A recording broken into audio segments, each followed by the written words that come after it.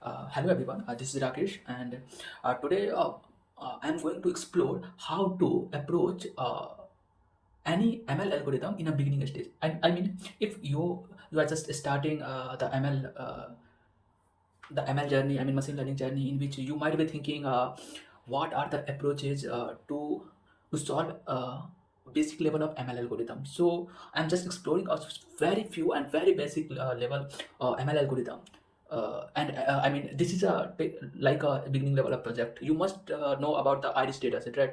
This is when I was in my first year in my college, and I just started with this iris dataset. It's a very hello world program, something like that, in machine learning.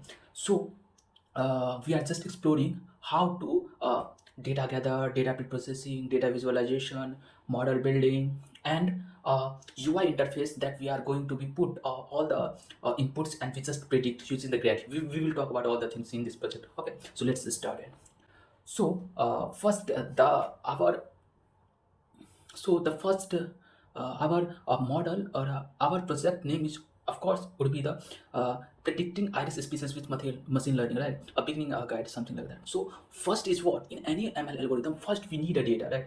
So either it may be a public data set, or you can choose uh, you can extract from via API, or you can assess with the web scraping also. There are lots of methods in which you can extract the data from your site, right? So we are just using, this is the basic data set, right? So if you are following me, and if you are uh, uh, you are a ML student, right, then you must know about the Kaggle. So we are just using the Kaggle dataset. It's easily available. Lots of data that are in publicly. You can easy to access the one of the most uh,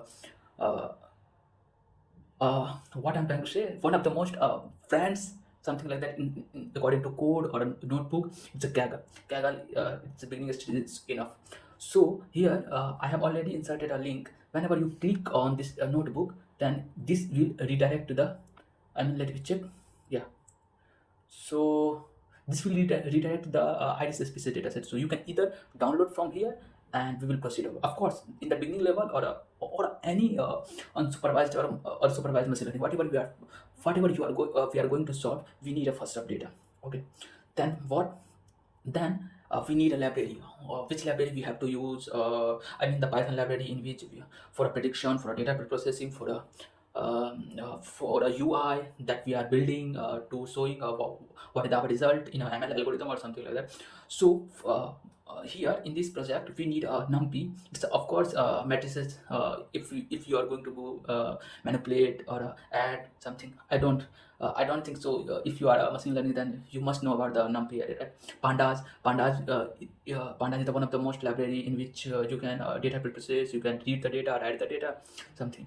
Matplotlib and Seaborn. Matplotlib and Seaborn is a nothing but it's a data visualization library. And you know, in scikit-learn, lots of ML algorithm will be there, so we can call that API, and we will train our model, right? And Gradio is a UI interface in which after finalized our ML algorithm, we will show as a UI form.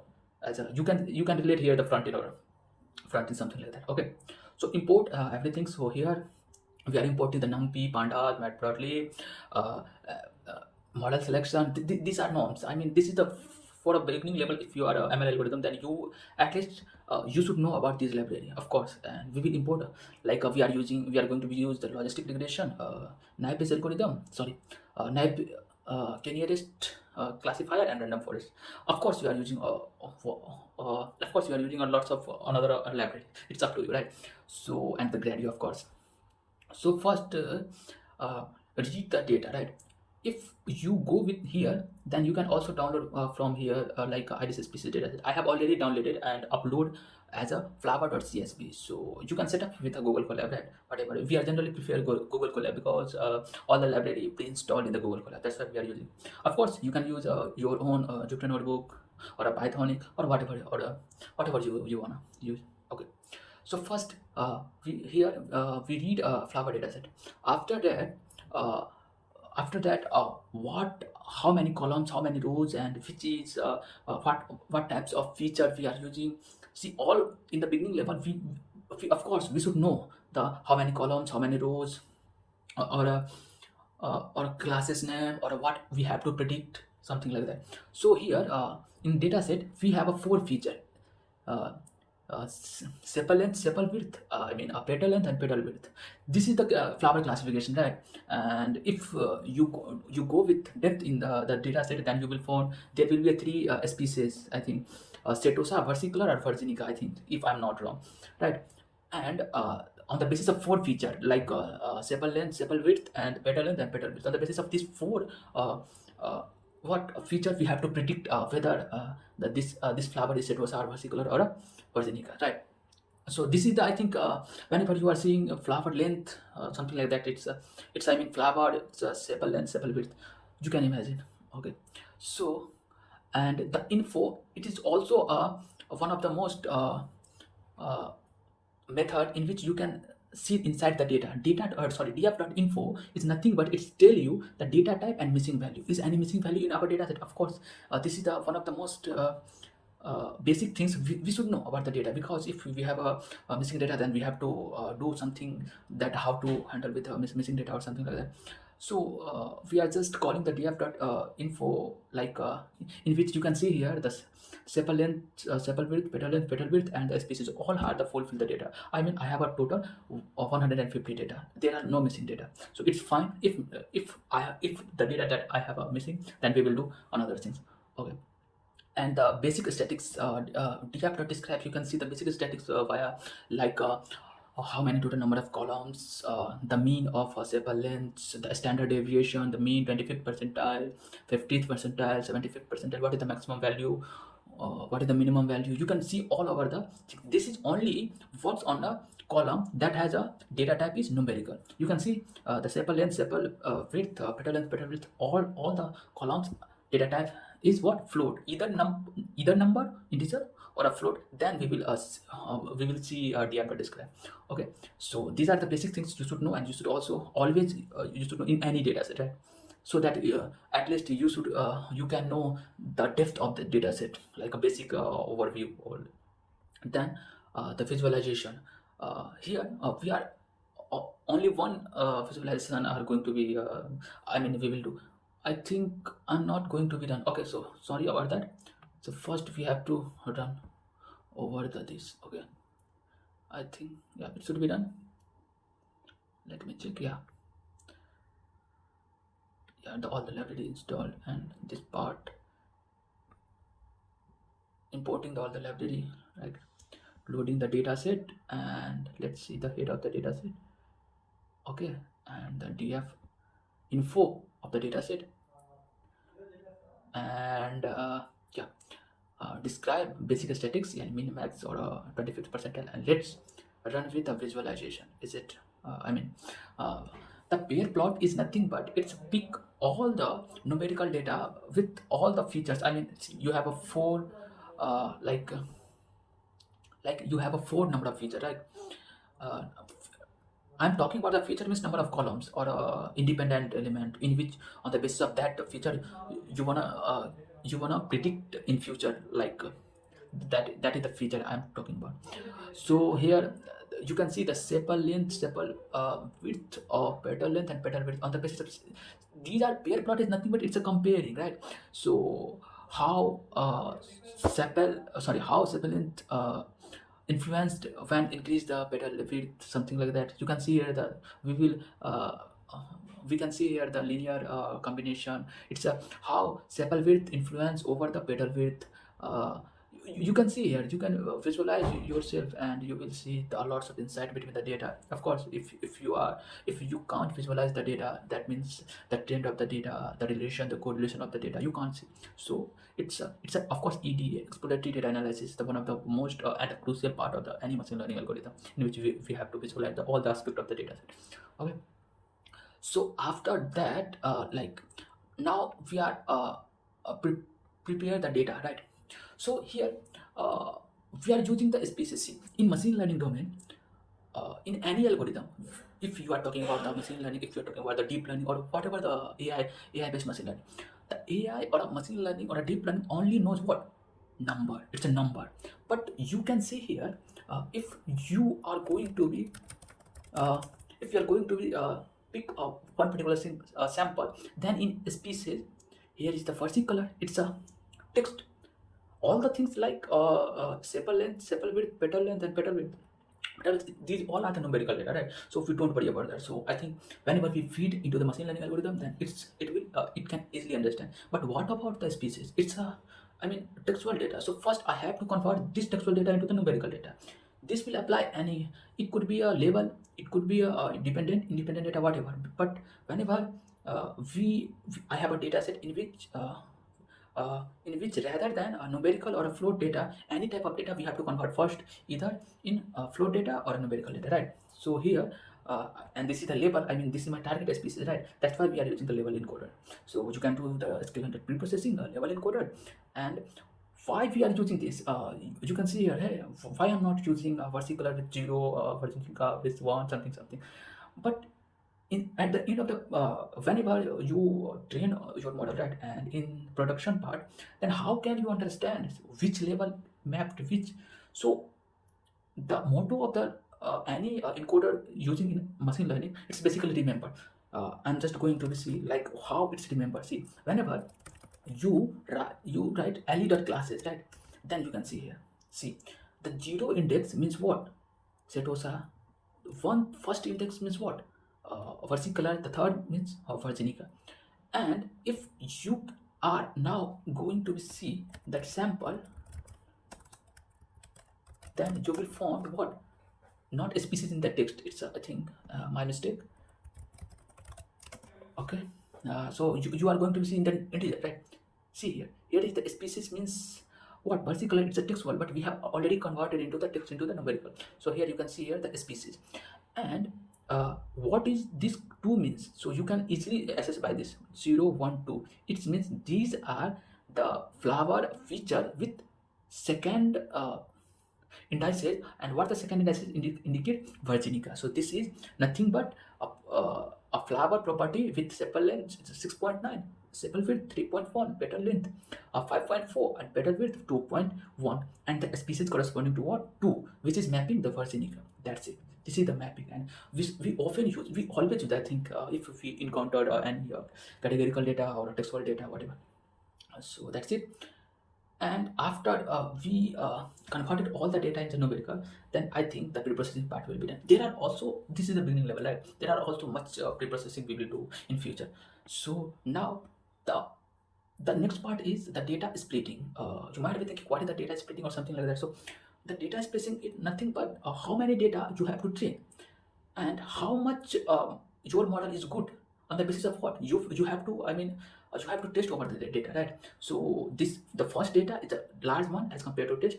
First is the training data, and the second one is the test data. On the basis of once you have already trained your model, then you can find how good my data set, right? So this is a very basic, this is the train test split we will do. See, df.drop species means we just drop the species, and x means nothing but it's a dependent data, sorry, independent data, like these are 4 features. On the basis of what feature you have to predict, right? This is the x, and the y is of course a species. Y means target value, I mean I have to predict in future, like this is the normal, I think. So here we use the train test split from a model selection, I think from sklearn, and we pass the x10 and y10, the test size. What should be the test size in future? I mean, whenever we are just splitting the data. So here we assign the 0.1. 0.1 means 10% data is for testing, and 90% data for a training model.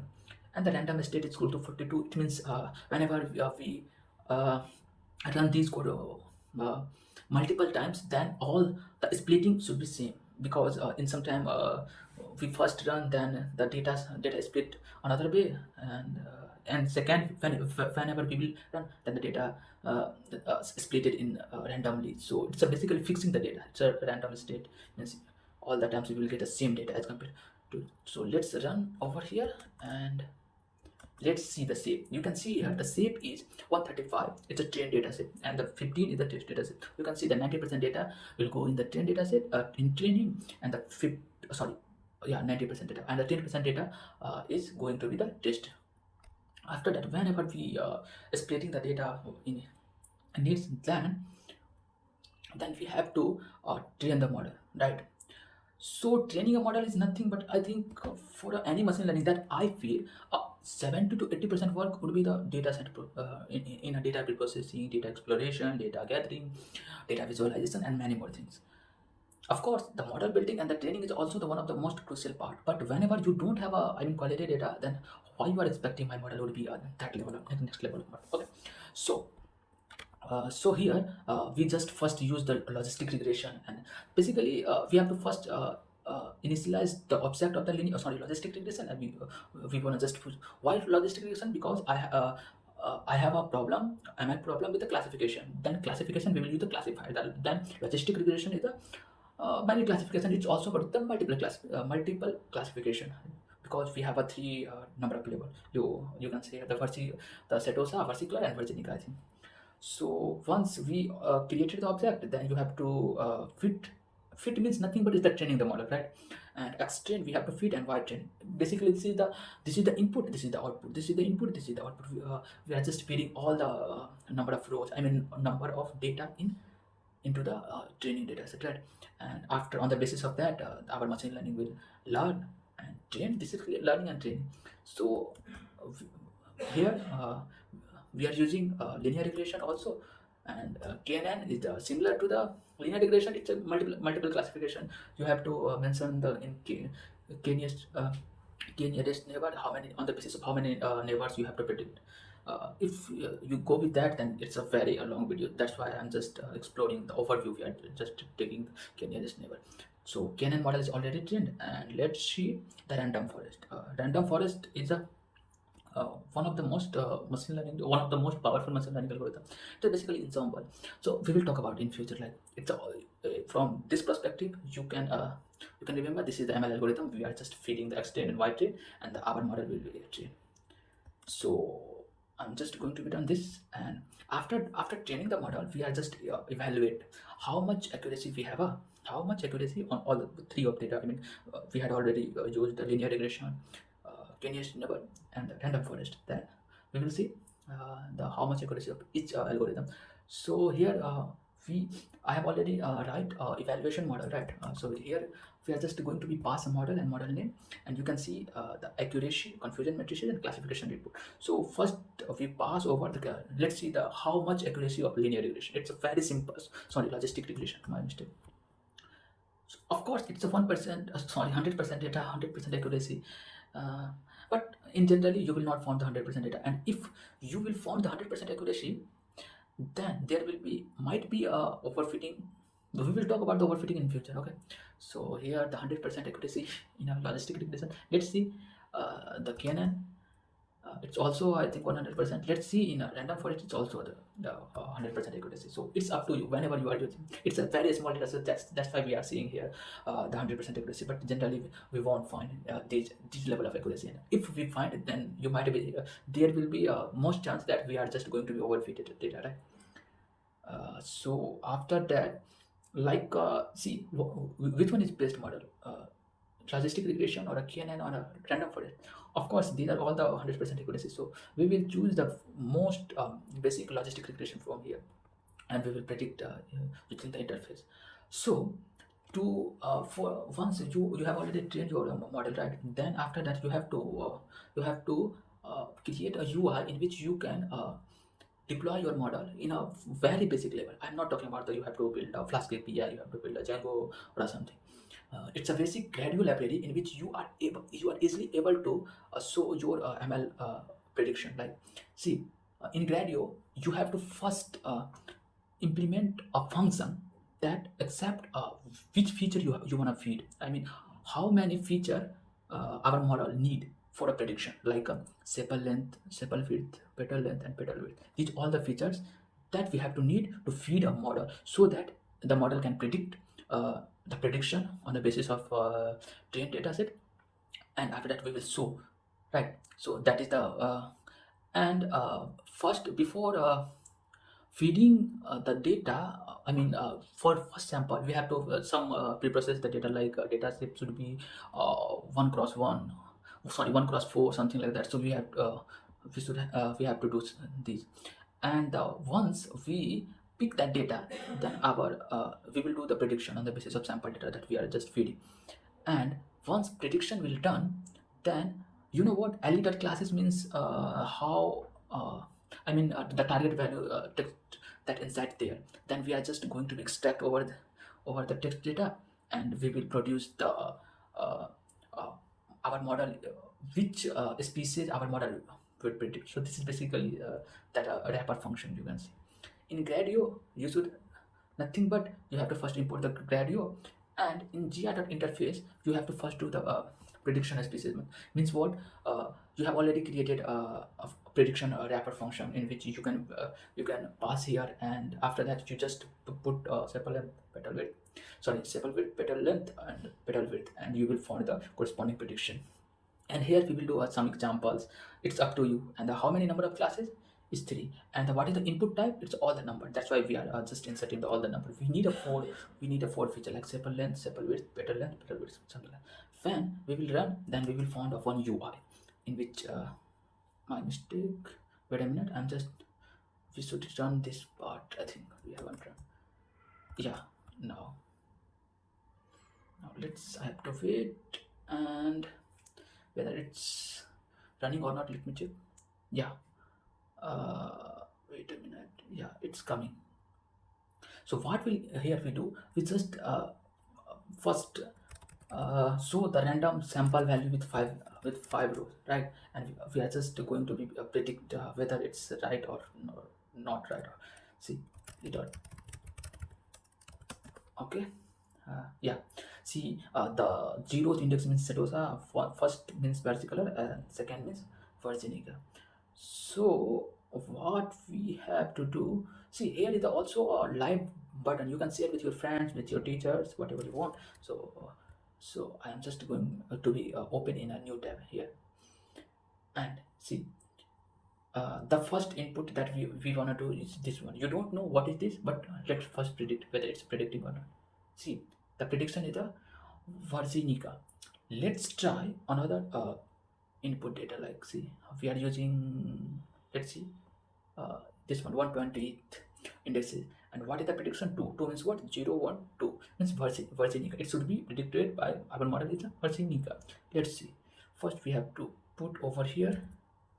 Okay, sorry, wait a minute, I'm just one by one. 6.9 3.2, 6.9 3.2, and what is the value? 5.7 and 2.3, 5.7 and 2.3.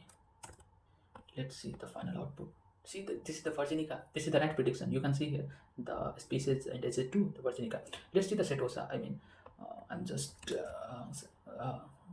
displaying the random value. Sample is random value. You are just going to be so let's see the first 5 point. We want to just predict whether it's a setosa prediction or not.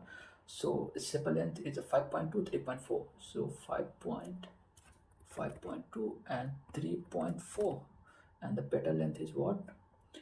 Petal width 1.4 and petal width 0.2. 1.4, and petal width is what? 0.2. So let's predict. You can see here the setosa. It means our model is 100% accuracy. You can check over here. It's up to you. So that's it. In future, I'm just continuing from beginning level to advanced level. We will also predict next level. Transformer. We will use Gen AI. We will do. If I have a time, then we will definitely shoot the video. Till now, okay. Thank you. Bye bye.